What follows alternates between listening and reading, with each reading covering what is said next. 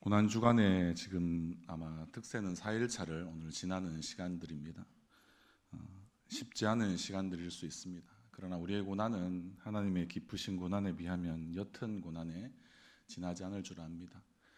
그래서 우리가 더 주님의 고난에 그렇게 동참하면 할수록 주님과의 더 깊고 풍성한 만남들이 우리 가운데 이 고난주간에 허락되어 있는 줄 믿고 우리가 더 특별 새벽 기도에도 또 그렇게 우리가 열심을 다할 수 있는 그런 우리 모든 성도님들 되시기를 주님의 이름으로 소원합니다.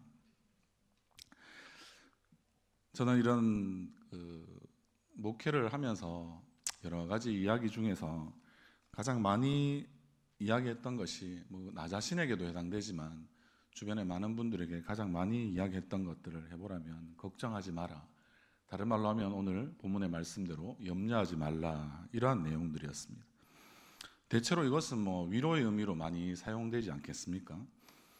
그런데 그 말에 때로는 너무나 좀 맥이 없다, 힘이 없다라는 생각을 많이 했습니다. 마치 그냥 허공을 울리는 그런 말들처럼 생각될 때가 좀 많았었습니다. 염려가 우리는 어떤 외적인 부분에서 문제로 인하여서 생기는 그런 마음의 상태를 가리킨다고 이야기하면 이 문제가 잘 사라지지 않는데, 그러면 그게 사라지지 않는 한은 우리의 염려는 잘 사라지지 또한 않지 않겠습니까? 그러면 마음을 다스려서 평온함을 유지하는 것이 이런 것이 제가 이해하는 실제는 신앙의 어떤 하나의 목적, 이유, 이렇게 볼 수는 없기 때문에 더 그렇게 저는 이런 말들이 그냥 하긴 하는데, 염려하지 말라, 당연한 말 아니겠습니까? 하나님이 계시니까요. 그런데도 불구하고 그냥 염려하지 마라라고 이렇게 이야기하면 이게 정말 이해가 되고 공감이 되고 위로가 되는 말인지 잘 모르겠다라는 생각이 들었던 적이 있었기 때문에 그렇습니다. 예를 들어보자면 교회에 나온 지 얼마 안 된 분들이 있었습니다. 그런 분들 중에서는 성도님도 계셨고 우리 청년들도 있었고 한데, 그들 중에 아마 이제 실직을 하는 경우가 있었습니다. 일자리라는 문제는 지금도 그렇고 앞으로도 그렇고 영원히 우리 한국 사회의 숙제이자 전 세계에서도 이것이 실직의 문제는 실로 심각한 문제가 아니겠습니까? 그래서 겨우 마음 잡고 아마 교회를 다니기 시작한 분이신데, 교회를 이제 다니자마자 이게 일자리를 잃어버리니까 참 어떻게 말을 해야 될지, 하나님은 살아계신 게 분명한데 왜 이분에게 오자마자 보통 초신자는 하나님께서 잘 우대해 주시는 것 같은데 왜 그렇지 못하지라는 생각이 들어서 저도 잘 이해가 되고 공감이 안 되니까 뭐라도 말씀은 드려야 되는데 신방 가서 그냥 이런저런 이야기를 하다가 했던 말들이 그냥 쉽게 그냥 너무 염려하지 마십시오, 하나님께서 결국엔 선하게 인도해 주실 것입니다, 그리고 저는 기도하겠습니다, 이렇게 말했습니다. 그분의 반응은 어떻겠습니까? 그분의 반응은 생각보다 괜찮으셨습니다. 빈말이라도 고맙습니다, 이렇게 이야기하시는 거예요. 그런데 어떻게 보면 이분이 빈말이라도 고맙다라고 하시는 것이 오히려 더 저보다는 더 정직하지 않나라는 그런 생각이 들었습니다.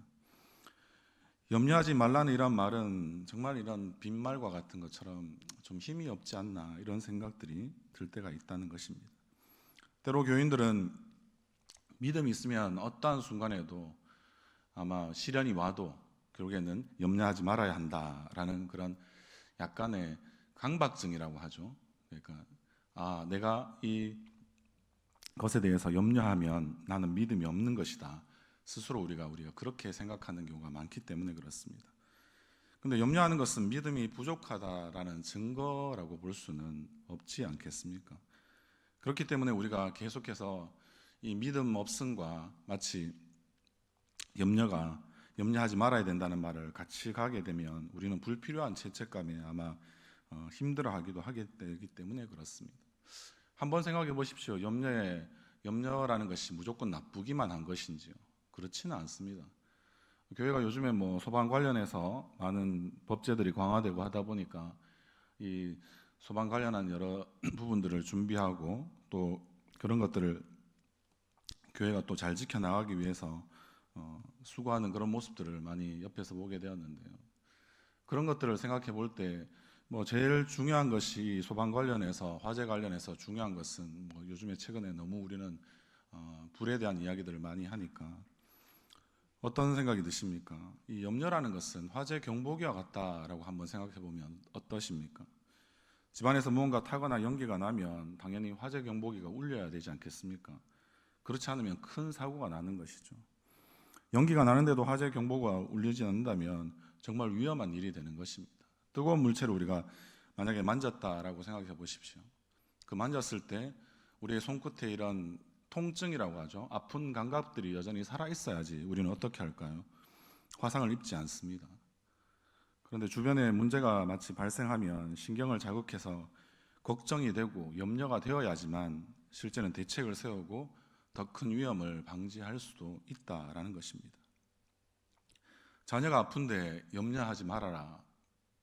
염려하지 말아라 해서 염려가 안 되면 염려가 아니겠죠. 그렇게 생각한다면 자녀가 아프면 염려를 해야 되는 것입니다. 그리고 교회가 혹시라도 평온하지 못하고 시끄러우면 불안해서 잠이 안 오고, 그리고 전쟁의 소문이 있으면 어떻게 해야 될까요? 마음이 아프고 걱정이 되어야 합니다.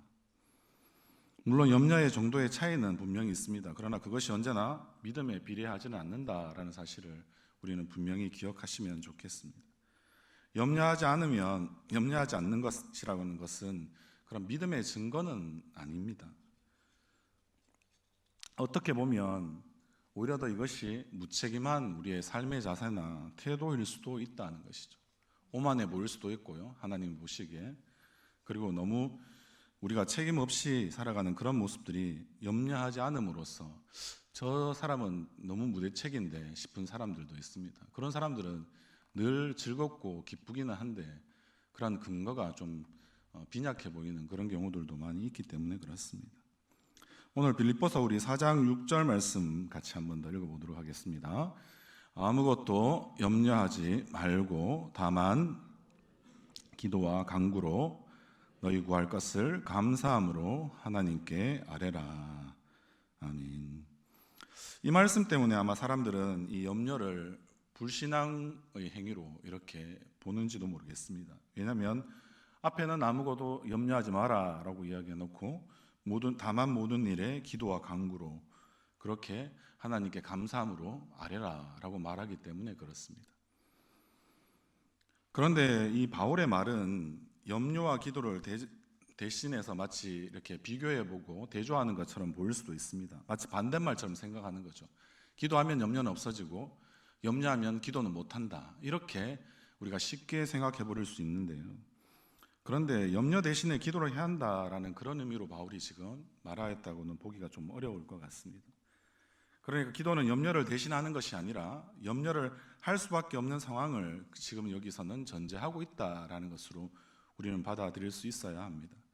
마치 염려가 문제의 상황에 대한 반응인 것처럼 기도도 똑같이 문제의 상황에 대한 반응입니다. 염려하기 때문에 더 기도할 수 있다라는 뜻도 된다는 것입니다. 따라서 기도의 목적은 염려하는 이 불안한 마음을 단순히 진정시키는 것은 아닙니다. 마치 우리가 감기가 들면은 감기약이라고 생각하는, 우리나라에서는 이 감기약이 너무나 쉽게 통용되는데 서구 특히 유럽 쪽에서는 우리나라에서 감기약 처방하는 이런 것들을 보면 굉장히 많이 놀라거든요. 그러니까 증상만 잠시 잡아줄 뿐이지 실제 감기를 이겨내는 것은 한 일주일 반, 좀 많이 면역력이 떨어지시는 분들은 한 2주 정도만 감기를 앓으면 오히려 더 면역 체계가 더 굳건해지고 단단해진다라고 생각하기 때문에 그들은 쉽게 증상을 완화시키는 방법으로 약을 잘 쓰지 않습니다. 그래서 우리나라가 어떤 의미에서는 약물 오남용의 국가라는 좀 안타까운 평가를 받기도 하지 않습니까? 그런 모습들을 보면 실제 우리가 기도의 목적은 우리는 불안한 마음을 자꾸 진정시키는, 그래서 그냥 우리의 조금의 힘겨움들 이런 것들, 마음의 추스림들을 도와주는, 그래서 정상적으로만 살짝 겉으로 괜찮아지는 그런 정도가 기도의 목적이다라고는 볼 수 없기 때문에 그렇습니다. 다른 말로 하면 우리가 염려해야 되는 분명한 상황들이 우리의 삶 가운데 있습니다. 걱정할 수밖에 없는 그런 상황들은 우리의 삶에 너무나 많이 우리는 겪을 수밖에 없습니다. 그럴 때 어떻게 해야 되겠습니까? 그런 염려해야 되는 상황에서 하나님을 바라보도록 만들어주는 것이야말로 이 기도의 중요한 목적이다라는 것입니다. 기도를 단지 마음을 진정시키는 수단으로 생각한다면 차라리 약이 아니면 좀 외람되지만 그냥 술에 취해서 잠이 드는 것이 기도하는 것보다 오히려 더 효과적이지 않겠습니까? 어차피 다 잊어버릴 건데 잠시만 해결하면 된다라는 생각이 있다면 그런 식으로 우리는 할 수도 있지 않겠습니까? 저도 그런 적이 있었던 것 같습니다. 한 번은 아이들이 이렇게 집을 나가게 되었는데 약속한 시간에 어릴 때 이렇게 돌아오지 않더라고요. 그래서 처음에는 막 신경이 막 쓰입니다. 신경이 쓰이다가 이제 신경 쓰는 정도가 넘었으면 어떻게 됩니까? 감정적으로 막 이렇게 치밀어 오르죠. 이 녀석들이 아빠하고 이야기했는데 약속을 안 지켜? 이 배은망덕한 놈들, 이런 생각이 막 듭니다. 그런데 이제 한 두세 시간 정도 흐르면 이제 내려놓습니다. 이거 어떡하지? 경찰서에 이제 신고할 거는 만약에 다 하고 이렇게 해도 결국에는 아이가 계속해서 나타나지 않으니까 결국에는 분노는 걱정이나 두려움, 염려로 바뀌게 되고 그래서 저절로 그냥 기도가 나오게 되더라고요. 정말 간절한 마음으로 기도를 하고 나니까 마음이 진정은 되었습니다. 그런데 여러분들, 기도로 이렇게 마음이 진정되었다는 것이 기도 응답이라고 볼 수도 있습니다. 그런데 마음이 진정되면 그 이후에 아이가 나타나지 않을 때, 마치 기도의 응답이 되지 않을 때처럼, 그러면 여러분들 어떻습니까? 진정된 것이 그냥 계속 잘 유지가 되시던가요? 진정되는 것은 잠깐이었고요. 앞에 말씀드린 대로 마치 그냥 감기약이나 신경 안정제처럼 기도할 때 그냥 기도하는 순간에는 그래도 거기에 좀 집중하니까 마음이 이제 앞에 있는 염려나 걱정 따위를 잊어버리는데 그렇지 않고 있으니까 계속 어떻습니까? 기도를 마치고 나면 조금만 지나면 불안함이 막 자기 안에 막 물밀듯이 몰려오는 것 같아서 결국에는 마음이 막 뒤흔들어지는 혼란스러운 상태가 되기도 했다는 것입니다. 아마 이런 경험들은 많이 있으실 겁니다. 하나님께 지켜달라고 기도한 후에는 맡기고 있으면 되는데도 불구하고 우리는 기도하면서도 제 믿음이 부족했기 때문일까, 이런 생각들을 이런 경우에 많이 해보게 되었습니다. 저는 그때 결국에는 기도한다고 염려가 완전히 사라지지는 않는다라는 것을 결국에는 경험했다라는 말씀입니다. 물론 기도해서 염려가 사라지시는 분들도 이 가운데 저는 전혀 없다, 100% 제가 말씀드린 대로 기도와 염려가 같이 가는 것이다 라고는 그렇게 말씀드릴 수는 없을 것 같아요. 기도하시면 염려가 사라지는 분도 있을 수도 있습니다. 그런데 대부분은 우리가 기도하는 가운데 있더라도 기도 시간이 끝나면 우리가 마치 다시 한 번 더 우리에게 두려움이나 불안함들이 계속해서 밀려오게 되기 때문에 그렇습니다. 그런데 그렇지 않아도 괜찮다라고 저는 지금 좀 우리가 서로 위로하고 공감하고 이해하는 측면에서 이 말씀을 드리고 싶은 것입니다. 기도의 목적은 여러분들, 우리의 마음을 진정시키는 것, 우리의 마음을 다스릴 수 있는 요술방망이 같은 것은 아니다라고 말씀을 드리는 것입니다. 눈앞에 여러분들 문제가 생기면 실제는 어떻습니까? 눈앞에 문제들이 먼저 보이죠. 그리고 그 문제가 보이면 결국엔 자신의 한계도 보이고, 그리고 이 세상 만만치 않네 라는 생각들이 우리가 들지 않습니까? 그럼 우리는 어떻게 해야 합니까? 그냥 문제 앞에서 가만히 있으면 됩니까? 우리가 할 수 있는 유일한 방법, 우리는 주님 앞에 그럴 때에 결국에는 기도해야 하는 것이죠. 그래서 기도는 하나님을 끊임없이 바라보는 우리의 행위입니다. 그런데 바울은 특히 어떻게 이야기하냐면 우리 4장 7절의 말씀도 같이 읽도록 하겠습니다. 시작.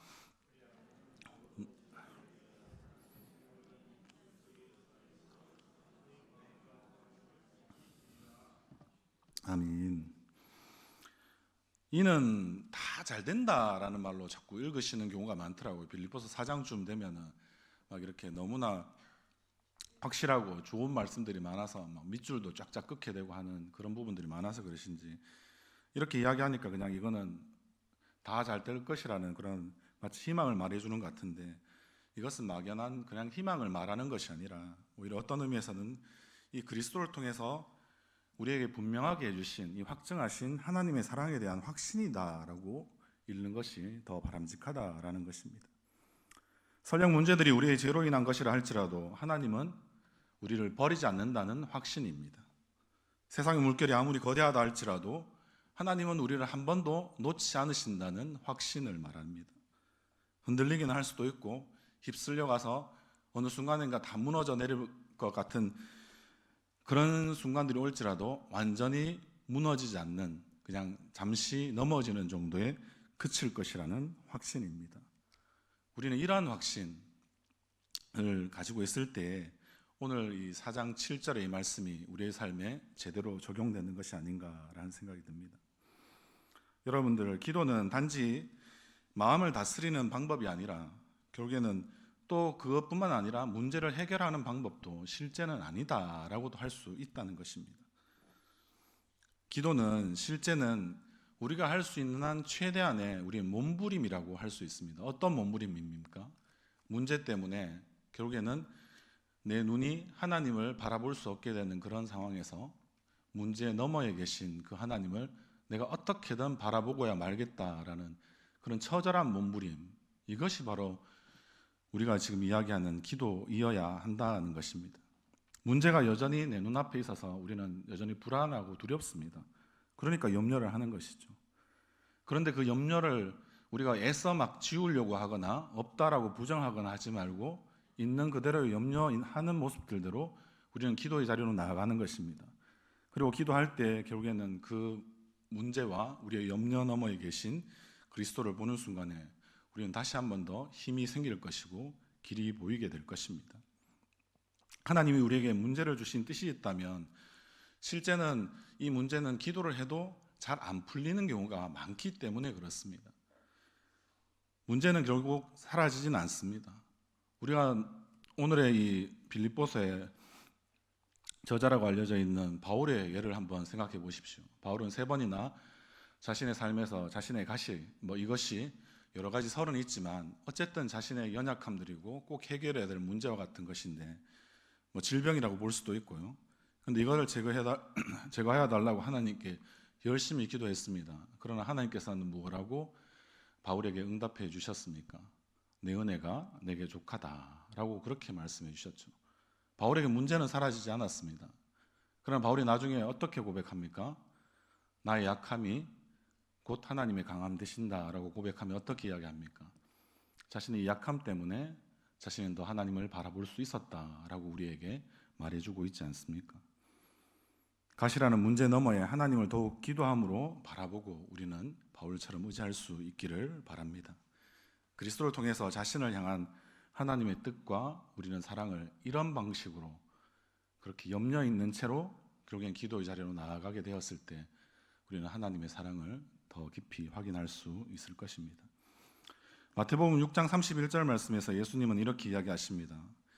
염려하여 이르기를 무엇을 먹을까, 무엇을 마실까, 무엇을 입을까 하지 말라라고 말입니다.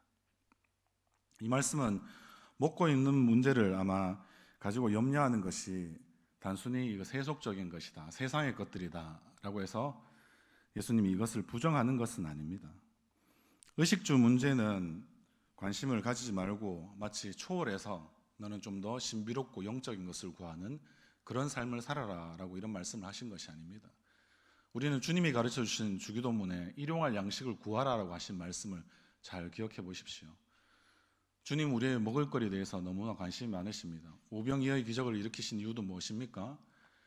그런 많은 사람들을 먹이시는 이 일에 예수님만큼 진심으로 행하신 분이 없다라는 사실을 우리는 분명히 알 수 있어야 합니다. 그렇다면 주님은 결국에는 그렇게 무엇을 먹을까, 무엇을 마실까, 무엇을 입을까 하는 것을 우리는 염려하지 말아라고 말씀하시면서, 그런데 그 6장 33절 말씀에 보면 마태복음에서 주님은 먼저 하나님의 나라와 그의 의를 구하라는 말씀도 그 뒤이어서 하고 있기 때문에 그렇습니다. 여러분들, 우리가 하나님의 나라와 그의 의를 구하라라는 말은 어떻게 이야기하면 좋겠습니까? 이것은 바로 하나님의 주권을 구하라는 말입니다. 의식주 문제에 있어서도 일상적인 부분이니까 이건 하나님이 간섭하지 않으셔도 돼, 하나님은 비상할 때, 특별할 때만 나와 관계하시면 괜찮아 라고 하나님의 영역들을 우리는 제안해 놓고 어떻게 이야기합니까? 내가 열심히 일상 가운데 이 의식주 문제를 해결하기 위해서 열심히 살면 된다라고 이야기하고 생각하는 우리에게 예수님은 말씀하십니다. 먼저 그 나라와 의를 구하는, 하나님이 네 인생의 주인됨을 네가 인정하면 나머지 부분은 하나님께서 알아서 채워가신다라는 것을 지금 말씀해 주고 있는 것입니다. 여러분들은 삶의 모든 영역에서 하나님이 주되심을 여러분들은 인정하고 살아가십니까? 아니면 그런 부분들이 우리에게 조금씩 옅어지고 약해지면 어떻게 됩니까? 내 힘으로 한번 해결해 보아야지 라고 생각하고 어느 순간인가는 하나님을 드문드문 기억하다가 우리 일상 가운데서는 일상 속에 여전히 우리에게 은혜 주시고 함께 하시기를 원하는 하나님을 우리는 지워낸 적은 없으십니까? 하나님은 일상에서도 그리고 특별한 순간에도 특별한 영역에도 모든 영역 가운데서 하나님은 우리의 삶의 주인 되어 주시기를 원하십니다. 그렇게 우리 하나님께서 우리에게 함께 하신다는 이러한 것들을 유일하게 기억나게 해주는 우리의 가장 고도의 어떻게 보면 신앙적인 행위가 말씀을 듣는 것과 그리고 특별히 말씀을 들은 대로 우리가 기도하는 것입니다. 여러분들 걱정거리가 없으니 하나님이 함께 하시는 것이고 걱정거리가 있으면 여러분들 하나님이 떠나신 것 이렇게 생각하고 우리는 혹시 살고 있지 않습니까? 그런 사람은 최대한 분리주의자거든요. 하나님의 영역이 따로 있고 나의 역할들이 따로 있다라고 생각하는 것입니다. 그런데 신앙 생활을 하면 할수록 하나님의 손길이 안 미치는 곳이 없다라는 생각을 할 수밖에 없게 되고 그런 고백이 내 안에서 자주자주 기도하는 가운데 또 삶을 살아가다가도 문득문득 터져나오는 사람이야말로 진짜 은혜가 있는 사람이다라는 생각을 하게 되었습니다. 하나님은 언제나 모든 곳에서 우리와 함께 계십니다. 염려할 수밖에 없는 상황에서 하는 이 기도는 바로 이러한 상황들, 하나님이 나의 인생의 주인 되어 주시고 하나님의 손길이 미치지 않는 곳은 아무것도 없다라고 우리 스스로가 이 사실을 확인할 수 있는 이 진리를 우리가 분명히 우리의 삶 가운데 경험할 수 있는 특권이 바로 이 기도라는 것입니다. 오늘 말씀에서는 또 한 가지를 이야기하고 있는데요. 우리 5절의 말씀 한번 같이 읽도록 하겠습니다. 너희의 관용을 모든 사람에게 알게 하라. 주께서 가까우시니라. 아멘. 갑자기 염려라는 말을 뛰어넘어서 관용도 지금 함께 이야기하고 있기 때문에 이 본문에서는 우리는 좀 잘 살펴볼 필요가 있습니다. 당시 빌립보 교회에서는 있었던 분쟁이 좀 있었습니다. 2절 말씀에 잠시 살펴보면 요디아를 권하고 순두개를 내가 권하노니 주 안에서 같은 마음을 품어라 라고 이야기합니다. 쉽게 말하면 요디아하고 순두개가 어떠한 일인지는 모르겠는데 같은 마음 그리고 같은 뜻을 품고 주의 몸된 이 빌립보 교회를 잘 섬기지 못했다라는 말이겠죠. 그래서 이런 가운데 있었을 때 결국에는 어떻게 이야기합니까? 염려하지 말아라는 이 말씀이 관용을 보이라는 말씀과 결국에는 함께 연결 지을 수 있기 때문에 아마 이렇게 이야기한 것 같습니다. 만일 그렇게 본다면 기도를 통해서 우리가 주되심을 인정하는 사람들은 어떤 삶을 좀 살아갈 수 있겠습니까? 조급할까요? 조급하지 않을까요? 넉넉한 마음을 가질 수밖에 없습니다. 주님이 나의 마치 뒷배가 되시듯이 그 크신 하나님이 나의 문제를 다 다스리고 계신다라고 생각해 보면 내가 작은 것에 자꾸 연연해하고 그런 것 때문에 다른 사람들과 자꾸 충돌나는 그런 일들을 내 스스로가 별로 하고 싶지 않습니다. 다른 사람을 바라볼 때도 좀 넉넉한 마음이 우리 가운데 생기는 거죠. 뭐 주님이 하시겠지 생각하고 그렇게 다른 사람들을 바라보면 어떻게 될까요? 내가 두려워지거나 불안해하는 이런 상황이 있더라도 그것 때문에 다른 사람들에게 조금 더 야박하게 그렇게 굴지 않을 수 있게 되는 것이죠. 그래서 아마 다른 사람들에게도 이 관용이라는 것을 좀 너그러운 마음들을 그들에게 보여줄 수 있게 되지 않겠습니까? 우리가 그리스도가 주님이시라는 사실을 진실로 우리는 고백하지만 여전히 우리 가운데 있는 문제들은 이 죄의 문제를 잘 해결하지 못할 때가 많습니다. 우리 믿는 자 안에도 여전히 성령도 내주하시지만 우리의 죄도 내재하고 있기 때문에 그렇습니다. 그럴 때 우리 가운데 가장 힘든 것이 항상 자신 위주로만 생각하는 자기중심성이라는 것이죠. 문제는 발생할 때마다 늘 내 유익되는 대로 자꾸 와야지만 내 마음이 편안해지는데 이렇게 많이 생각을 합니다. 그래서 마치 우리 자신이 우리 자신의 삶에 있어서 주인 되어진다라고 생각하게 되면 자신에게 조금이라도 손해보게 하는 어떤 일들이 일어난다면 어떻게 행동할까요? 나의 기득권에 위협을 받을 수 있다라고 생각하니까 이 관용, 그리스도께서 우리를 보시고 베풀어 주신 그런 너그러운 마음들을 다른 사람을 향하여서 우리는 그대로 베풀어지기가 힘들게 된다라는 것이죠. 우리의 것을 지키려는 마음에 우리는 늘 불안하기도 많이 있고요. 그럴 때 우리는 뭘 할 수 있겠습니까? 그럴 때 불안하고 두렵고 염려가 되니까 기도하시는 것입니다. 왜 내 마음이 이렇지? 내가 하나님의 주권을 여전히 인정하지 않나? 하나님이 내 삶의 주인 되신다고 하는데 내가 반쯤은 믿었나? 이렇게 우리는 기도 가운데 하나님께 계속 물어봐야 되지 않겠습니까? 그럼 하나님께서 뭐라고 말씀해 주실까요? 그래, 네가 네 하고 싶은 대로 먼저 많이 했어. 그렇게 말씀하시지 않겠습니까? 그럼 우리는 또 그 말씀에 응답받았으니까 그 말씀대로 순종해야죠.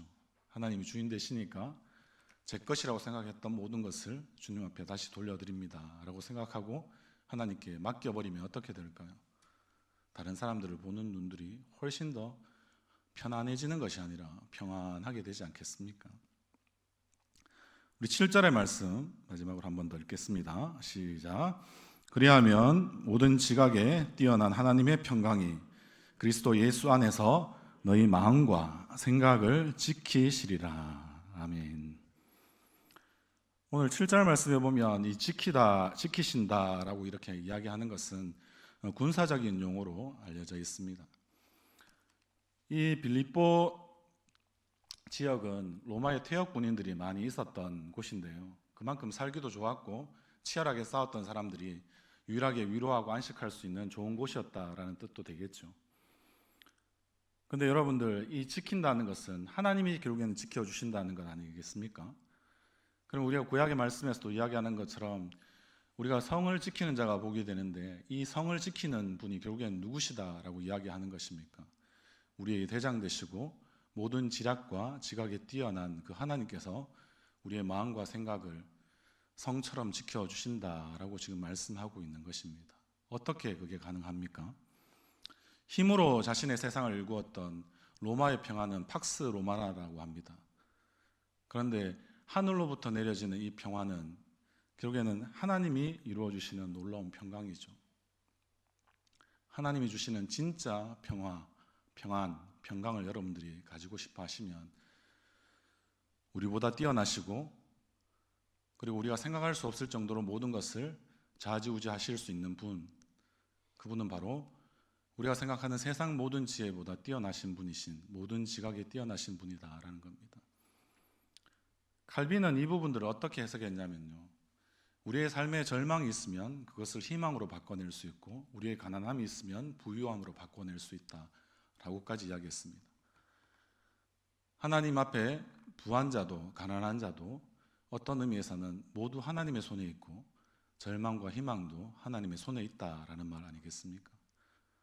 여러분들, 그렇게 모든 지각이 뛰어난 하나님을 우리가 신뢰한다면 하나님께서 모든 것을 결국엔 우리를 위해서 행하신다라는 생각을 갖게 되는 것이고, 우리는 그러한 하나님 앞에 기도하고 있기 때문에 우리는 염려하더라도 우리의 삶이 문제가 있을 수 없고요, 염려하는 그 채로 있더라도 우리의 마음이 기도하는 순간에 마음이 진정되는 차원을 넘어서서 참된 하나님이 주시는 평강이 우리 가운데 심하게 넉넉하게 임할 것입니다. 그러면 우리는 주변의 사람들에게 어떻게 할 수 있을까요? 결국에는 더 주님이 주신 그런 넉넉한 마음을 가지고 다른 사람들에게 그런 넉넉함을 베푸는 그런 참된 관용함을 베풀어서 그들과 우리의 사이가 하나님과 우리의 사이처럼 더 가까워지고 더 아름다운 교제가 일어나고, 그렇게 되면서 주님이 원하시는 그런 하나 되는 모습들을 우리가 세상 가운데서도 만들어갈 수 있지 않겠습니까? 사랑하는 성도 여러분, 그러하기에 오늘도 우리는 염려하는 채로 더 기도의 자리로 나아가실 수 있기를 바랍니다. 그리고 더 하나님을 바라보실 수 있기를 바랍니다. 그리고 이 기도의 특권을 나를 위해서 사용하지 말고 하나님의 주인 되심을 내가 인정하는 순간 나의 모든 권리를 하나님 앞에 다시 한 번 더 내어드리고 모든 것을 주님 앞에 아까워하지 않고 드릴 때 다른 사람들에게 우리는 더 베푸는 삶, 너그러운 마음을 가지고 그렇게 그들과 함께 어우러져서 주님이 원하시는 이 아름다운 세상 가운데 우리는 더 살아갈 수 있는 자들이 될 것입니다. 주님, 오늘도 평강의 하나님께서, 지키시는 하나님께서 그렇게 우리에게 부탁하고 계십니다. 염려한 채로 기도하라. 기도하는 가운데 하나님의 주되심을 인정해라. 그러는 가운데 더 많은 사람들에게 우리는 베풀며 살아가라 라고 말씀하십니다. 이 말씀 앞에 온전히 오늘도 순종하며 또 한 주간 더 주 앞에서 그렇게 순종하는 그런 삶들을 아름답게 살아가시는 우리 성도님들 되시기를 주님의 이름으로 소원합니다. 같이 기도하겠습니다.